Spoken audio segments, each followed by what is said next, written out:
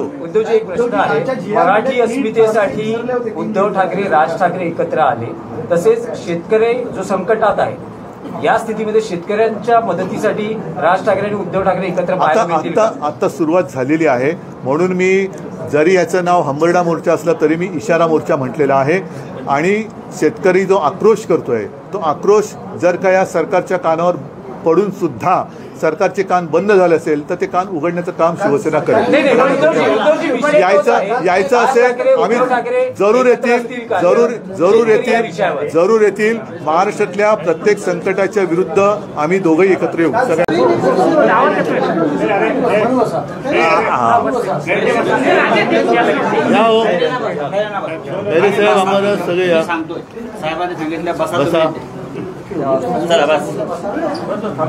या इकडे पुन्हा ते हेच देतील, आंबारच नव्हते।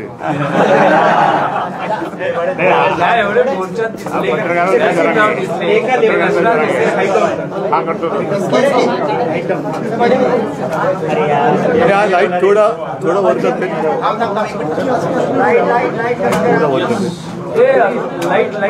थोडा नाही वर हा बस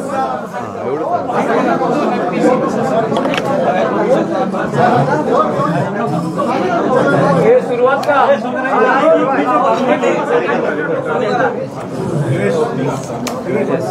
उद्धवजी, पक्षाच्या वतीनं हंबरडा मोर्चाचं आयोजन केलं गेलं। ज्या प्रमुख मागण्या आहेत, भले राज्य सरकारने 31,628 कोटींचं शेतकऱ्यांसाठी पॅकेज जाहीर केलंय, तुम्ही समाधानी आहात का आणि तुमची भूमिका काय? ज्यांच्यावरती संकट आलंय तो शेतकरी समाधानी आहे की नाही हा महत्त्वाचा मुद्दा आहे। मी एक 8-10 दिवसापूर्वी जेव्हा पूरग्रस्त विभागाची पाहणी केली होती, आपत्तीग्रस्त शेतकऱ्यांना भेटलो होतो, 50,000 रुपये हेक्टर ही काही माझ्या मनातली मागणी नाही, ही शेतकऱ्यांच्या आवश्यकतेची मागणी आहे। कारण तुमच्याही माध्यमातून या संकटाची दृश्य संपूर्ण देशाने पाहिलेली आहेत। आजपर्यंत असं भीषण संकट हे मराठवाड्यावरती कधी आलेलं नव्हतं। पिकाचं नुसतं नुकसान नाही झालेलं तर जमिनी खरडवून गेलेल्या आहेत, म्हणजे अक्षरशः खरडवून गेल्या आहे। त्या खरडवून शब्दाचा अर्थ तिकडे कळतो, जमिनीचा वरचा मातीचा थरच वाहून गेला आहे, दगडगोटे वाहून आलेले आहेत, खालचे जे दगडगोटे होते ते वर आलेले आहेत, अनेक ठिकाणी रस्ते वाहून गेलेले आहेत। पाणंद रस्ते तर आता काय आहेत नाही आहेत। मला काही शेतकऱ्यांनी सांगितले की साहेब आमच्या शेतातल्या म्हणजे कुंपडं मिंपड म्हणजे कोणाची किती जमीन काय हे सगळंच नासधूस झालेले आहे, घरं वाहून गेलेली आहेत, म्हणजे संसारच वाहून गेलेले आहे, आयुष्य वाहून गेलेलं आहे। अशा परिस्थितीमध्ये एक शेतकऱ्याची अपेक्षा आहे की किमान 50,000 रुपये हेक्टरी जसं पंजाब सरकारने केलं, आणि आता त्याच्या डोक्यावरती कर्ज आहे, गेल्या हंगामाचं कर्ज त्याच्या डोक्यावरती आहे। साधारणतः हे पीक हाती लागलं असतं तर कदाचित त्याला 2 पैसे मिळून कर्जाची थोडीफार परतफेड झाली असती की जेणेकरून पुन्हा आता रबी हंगामाच्यासाठी बँका त्याला कर्ज देऊ शकल्या असत्या। आता जी गरज आहे ती म्हणजे एकतर यांच्या जमिनी पूर्ववत करून देणं, त्याच्यानंतर कर्ज माफी करणं, कारण कर्ज आता फेडूच शकत नाहीत। पहिलं कर्ज चढले, कर्जाचं पुनर्गठन म्हणजे जे हप्ते आता भरावे लागतात ते काही काळ थांबवून, पण ते थांबले तरीसुद्धा त्याच्यात वाढ होत राहणार, म्हणजे चक्रवाढ व्याजीसारखं ते झालं। म्हणजे जेव्हा त्याचं उत्पन्न सुरू होईल किंवा पुढच्या हंगामामध्ये पुढच्या वेळेचं कर्ज मिळालं तर ते कर्ज, त्याचे हप्ते, हे कर्ज, ह्याचे हप्ते, म्हणजे हा शेतकरी उभाच राहू शकत नाही। तर सरकारने आता पूर्ण एक जबाबदारी घेतली पाहिजे पालकत्वाची। म्हणून मी गेल्याही वेळेला बोललो होतो की माननीय पंतप्रधानांनी सुद्धा ते जे मुंबईत येऊन गेले, शेतकऱ्याबद्दल एक अवाक्षर काढलं नाही। त्यांना खरं कल्पना दिली होती की नव्हती हे मला माहिती नाही, की जिथे तुम्ही चालले तिकडे विमानतळ आहेच पण शेतकरीसुद्धा आहे। आता त्या शेतकऱ्याबद्दल एक अक्षराने पंतप्रधान काय बोलले नाही, पण पंतप्रधानांचा दौरा सुरळीत व्हावा म्हणून शेतकऱ्यांच्या तोंडाला पानं पुसावीत असे पॅकेज जाहीर केले गेले की जेणेकरून सगळ्यांना असं वाटलं की अरे 31,000 कोटी म्हणजे बापरे खूपच झाले, तर तसं ते नाही आहे। अनेक आता कृषीविषयक तज्ज्ञ जे आहेत, अर्थतज्ज्ञ आहेत, ते विश्लेषण करतायत आणि प्रत्यक्षात ही मदत त्यांच्या सगळ्यांच्या विश्लेषणातून जे काय मला कळलं ती 6,500 कोटीची आहे। एक तर पीक विम्याला त्यांनी जे काय सांगितलं की 5,000 कोटी रुपये देतो, हे 5,000 कोटी देणार कसे, कारण ते जे ट्रिगर होते ते काढलेत। ते ट्रिगर काढल्यानंतर तुम्ही नुकसान, पीक कापणीचा जो काही ट्रिगर होता तो पीक कापणी आता आहे कुठे, त्याच्यामुळे ही सगळी फसवी पॅकेजची घोषणा आहे। आत्तापर्यंतची इतिहासातली सगळ्यात मोठी थाप ही ह्या डबल इंजिन सरकारने आणि देवेंद्र फडणवीसांनी मारली. म्हणतायत की उद्धव ठाकरे यांनी आरशामध्ये पाहावं, मागच्या सरकारमध्ये असताना देखील त्यांनी पूर्ण कर्जमाफी दिली नव्हती. बरं ठीक आहे, मी आरशात बघतो, पण तुम्ही शेतकऱ्याकडे तरी बघा. शेतकऱ्याकडे बघा ना. तुम्हीच जे सांगताय की मी हे मान्य करतो की आत्तापर्यंत कधी नव्हतं आलं एवढं भीषण संकट आहे. देवेंद्र फडणवीसांनी कशात पाहायचा त्यांचा प्रश्न आहे, परंतु माझं जे नागपूरला अधिवेशन झालं होतं मुख्यमंत्री म्हणून, तेव्हा कोणतेही संकट असं नव्हतं. तरीसुद्धा मी कर्तव्य म्हणून माझ्या शेतकऱ्यांना 2 लाखापर्यंतची पीक कर्जमुक्ती केली होती. जो शेतकरी नियमित कर्ज परतफेड करतो त्याच्यासाठी 50,000 रुपये प्रोत्साहनपर राशी जाहीर केलेली आणि कालबद्ध परिस्थितीत आजही त्यांनी जी 2017 साली जाहीर केलेली कर्जमुक्ती चालू आहे, अजूनही चालू आहे. दुर्दैवाने एक गोष्ट नक्की थोडीशी राहिली होती, ती म्हणजे नियमित कर्ज परतफेड करणाऱ्यांना 50,000 रुपये आम्ही द्यायला सुरुवात केली आणि त्याच वेळेला करोना आला. करोना सरतो न सरतो आम्ही ती प्रोत्साहनपर राशी द्यायला सुरुवात केली. या लोकांनी गद्दारी करून सरकार पाडलं आणि त्याची 12 वाजून ते म्हणतात 16 लाख शेतकऱ्यांना आम्ही ते पैसे दिले, नियमित कर्ज भरणाऱ्यांना 50,000. आनंद आहे, पण आत्ताच्या मग शेतकऱ्याला तुम्ही का नाही देत? आणि म्हणून मी सांगितलं ना की जर का पैशाची कमी वाटत असेल तर PM केअर फंडातून आणा. PM केअर फंडातून पैसा आणा आणि द्या ना. तुम्ही 31,000 रुपये जी काय फसवी घोषणा केली आहे त्याच्यामध्ये जुन्या सगळ्यांचा बेरीज करून त्यांनी तो आकडा केलेला आहे. त्यातले बरेचसे पैसे अजून मिळालेलेच नाही आहेत.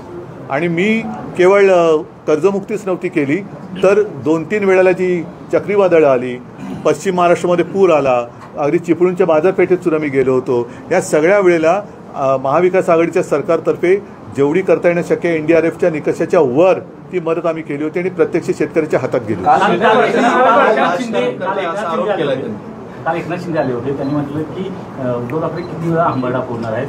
आमदार पाहिले तेव्हा हंबरडा फोडला. मी मागेच बोललोय की गद्दाराला मी उत्तरच देत नाही. त्याच्यामुळे तो गद्दार आहे, त्या गद्दाराला मी उत्तर देत नाही आणि त्याला बोलायची त्याची कुवत पण नाही आणि त्याने बोलू पण नाही. राजकारण करताय शेतकऱ्यांच्या नावाने, तुम्ही राजकारण करताय भाजपचे काही नेत्यांनी. आता तुम्ही जर का मी ज्याचा उल्लेख केला, शहरभर त्यांनी जी काय पूर्ण होर्डिंग लावलेत. एक तर काल परवाकडे ब्रिटनचे पंतप्रधान मुंबईत आले होते आणि जी काय मी जिकडे राहतो तिकडे BKCत ते आले होते. अशी काय आणि संपूर्ण मुंबई बरबटून टाकली आणि होर्डिंग्सनी जणू काही त्यांनी या मिंदे गटात प्रवेश केला की काय, अशा पद्धतीने ते होते. ही सगळी बरबटगिरी चाललेली आहे, जाहिरातबाजी. त्या जाहिरातीचे पैसे स्वतःला उपाधी द्यायची, स्वतःची पाठ थोपटून घ्यायची आणि जाहिराती करायच्या. जाहिरातीचा करोडो रुपये पैसा हा शेतकऱ्याला का नाही देत तुम्ही? आता सुद्धा तुम्ही होर्डिंग पाहिली तर स्वतःची पाठ थोपट आहेत. त्यांचेच प्रदेशाध्यक्ष त्यांची स्तुती करतायत, कोण त्यांचे मंत्री स्तुती करतायत, कोण त्यांचा आमदार स्तुती करतोय. शेतकरी का नाही त्यांची स्तुती करत आहे? पण उद्धवजी, शेतकरी संकटात असताना राज्याचे सहकार मंत्री बाळासाहेब पाटील असं म्हणतात की शेतकऱ्यांना कर्जमुक्तीचा नाद लागलाय आणि निवडणुकीच्या काळात शेतकरी कर्जमुक्ती त्यांना नाद या बाबतीत जी काही घोषणा केली ती सहज केलेली घोषणा होती.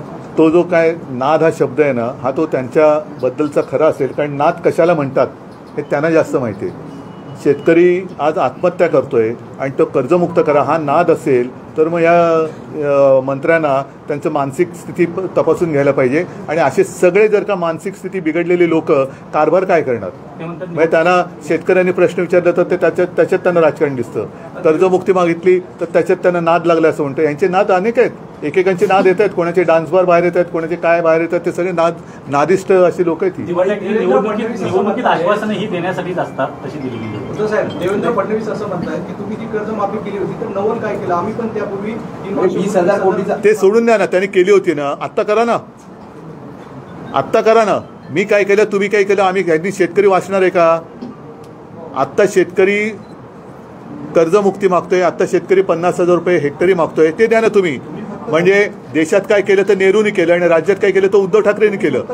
मग तुम्ही काही करताय की नाही? का तुम्ही आता जाऊ दे, शब्द वापरता येत नाही मला. दिवाळी 10 दिवसावर आहे, तुम्ही काय अल्टिमेटम देताय? कारण मी सांगितलेलं आहे की ह्या पॅकेजची आता पूर्ण अंमलबजावणी कशी होते त्याच्यावरती शिवसेना पूर्ण राज्यभर एक दक्षता पथक नेमेल. पूर्ण गावागावामध्ये हे पथक असेल. दिवाळीपूर्वी आता त्यांनी जी काय मनरेगातून ही कशी काय माफी पैसे देणार उचलून तशी तरतूद आहे का? कारण मनरेगा ही साधारणतः रोजगार हमी योजनेचं ते एक नामांतरित रूप आहे. ती मोलमजुरी करणाऱ्यासाठी रोजगार हमी योजना, आता ती त्यातनं 3.5 लाख रुपये मुख्यमंत्री कसे देणार? आणि म्हणून मी त्यांना सांगितलं की तुम्ही 3.5 लाख रुपये पर हेक्टरी मदत मनरेगातून करणार असाल तर त्यातले किमान 1 लाख रुपये दिवाळीपूर्वी शेतकऱ्याच्या खात्यात टाका. मंगळवारी महाविकास आघाडीचं शिष्टमंडळ आपलं तो एक ठीक महत्त्वाचा विषय आहे. आहे. अरे तिकडे भेटू ना. सोबत राष्ट्रपती असतात ही ठीक आहे. मग मुंबई आणि महाराष्ट्राचे प्रश्न आहेत ते मुंबईत आपण भेटू आणि त्या भेटीनंतर सुद्धा आम्ही तुम्हाला भेटणारच आहोत. तर सगळ्यांना